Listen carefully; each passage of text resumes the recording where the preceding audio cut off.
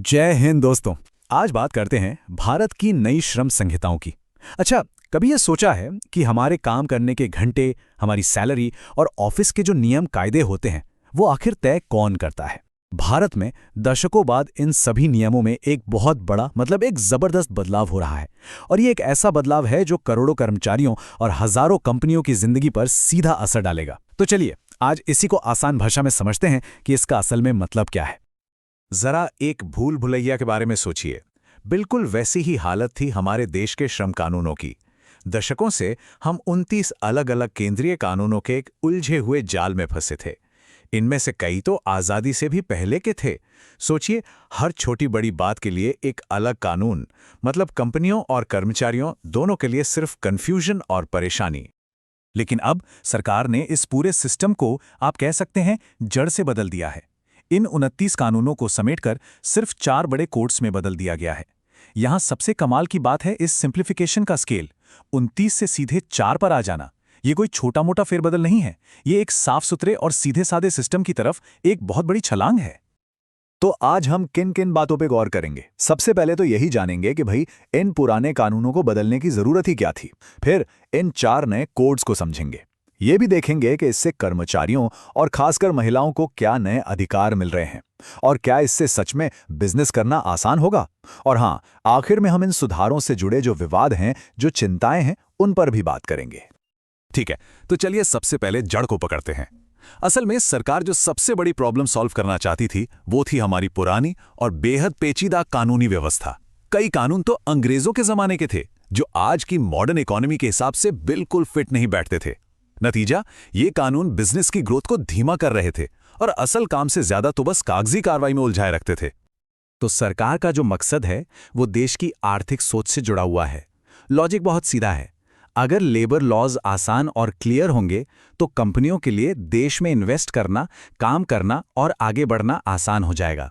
इससे ease of doing business बेहतर होगा और आखिरकार ये आत्मनिर्भर भारत के लक्ष्य को हासिल करने में मदद करेगा। तो चलिए अब समाधान की बात करते हैं। वो जो 29 अलग अलग कानूनों की भूल भुलैया थी, उसकी जगह अब पूरा का पूरा ढांचा सिर्फ इन 4 पिलर्स यानी 4 स्तंभों पर खड़ा है। ये हैं वो 4 नए कोड्स। अब यहाँ एक बात ध्यान देने वाली है कि संसद ने तो इन्हें कुछ साल पहले ही पास कर दिया था, लेकिन जमीन पर इन्हें लागू करने का काम अब शुरू हो रहा है। देखिए, किसान कानूनों पर हुए विरोध के बाद सरकार इन्हें लागू करने में थोड़ी सावधानी बरत रही थी, लेकिन अब ये प्रोसेस धीरे धीरे आगे बढ़ रहा है। तो यहाँ सबसे जरूरी बात जो समझने की है वो ये कि ये कोई एकदम से आसमान से टपके नए कानून नहीं है, बल्कि ये वही जो 29 पुराने कानून थे ना, उन्हीं को एक साथ मिलाकर व्यवस्थित करके आसान बनाने की प्रक्रिया है, ताकि एक बेहतर और ट्रांसपेरेंट सिस्टम बन सके। और इसी प्रोसेस को कॉडिफिकेशन कहते हैं। अच्छा, कानून और नियमों की बात तो ठीक है, लेकिन इन सब बदलावों का एक आम कर्मचारी की जिंदगी पर, उसकी रोजमर्रा की नौकरी पर क्या असर पड़ेगा? चलिए अब इस सुधार के सबसे सीधे असर को देखते हैं और जानते हैं कि असल में बदलने क्या वाला है। इनमें से कुछ अधिकार तो हर तरह के कर्मचारी के लिए हैं, लेकिन एक चीज जो सबसे ज्यादा ध्यान खींचती है वो है आज की मॉडर्न वर्कफोर्स को कानूनी पहचान देना। पहली बार गिग वर्कर्स, मतलब जैसे डिलीवरी पार्टनर्स या ऑनलाइन फ्रीलांसर, उनके अधिकारों को भी कानूनी दायरे में लाया गया है। ये एक बहुत बड़ा कदम है, क्योंकि आज तक ये जो इतना बड़ा वर्कफोर्स था वो किसी भी तरह की सोशल सिक्योरिटी के दायरे से बाहर था। इन कोड्स के कुछ साफ सामाजिक लक्ष्य भी हैं, खासकर वर्कफोर्स में महिलाओं की स्थिति को और मजबूत करने के लिए।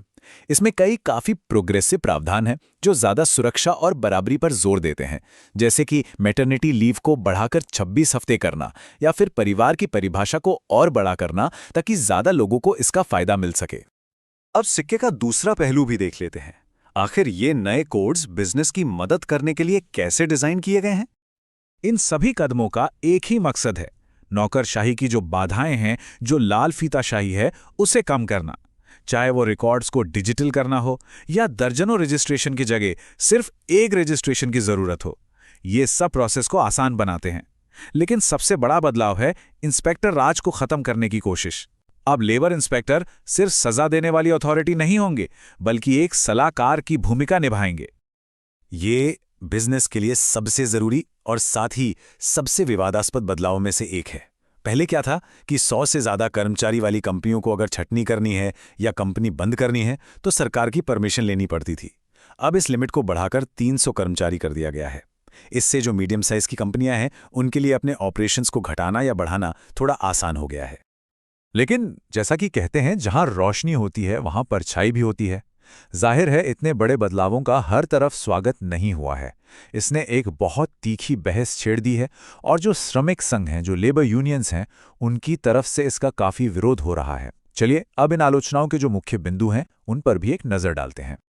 तो श्रमिक संघों की नज़र में ये नए कानून उन अधिकारों को कमज़ोर करते हैं जिन्हें बड़ी लंबी लड़ाइयों के बाद हासिल किया गया था। उनकी सबसे बड़ी चिंता ये है कि छटनी के आसान नियम और काम के घंटों में जो लचीलापन दिया गया है उसका गलत फ़ायदा उठाया जा सकता है। इससे लाखों लोगों की नौकरी की सुरक्षा खतरे में पड़ सकती है। विवाद का एक और बड़ा मुद्दा है हड़ताल करने के नए और सख्त नियम। अब अगर कोई कानूनी हड़ताल करनी है तो 15 दिन का नोटिस देना होगा और कम से कम 51% कर्मचारियों का सपोर्ट जरूरी होगा। ट्रेड यूनियनें इसे अपने विरोध करने के मौलिक अधिकार पर एक बहुत बड़ी रोक की तरह देख रही हैं। तो कुल मिलाकर भारत की ये नई श्रम संहिताएं एक बहुत बड़ा, एक ऐतिहासिक बदलाव हैं।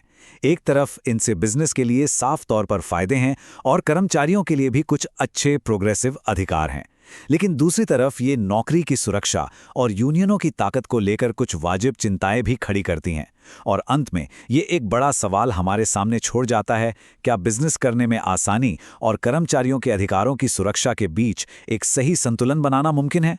इसका जवाब तो शायद आने वाले साल ही देंगे कि भारत इस चुनौती का सामना कैसे करता है। ऐसी ही जानकारी के लिए सब्सक्राइब कीजिए ऑल कैन स्टडी को। Thank you. तो चलिए नेक्स्ट टॉपिक पर मिलते हैं।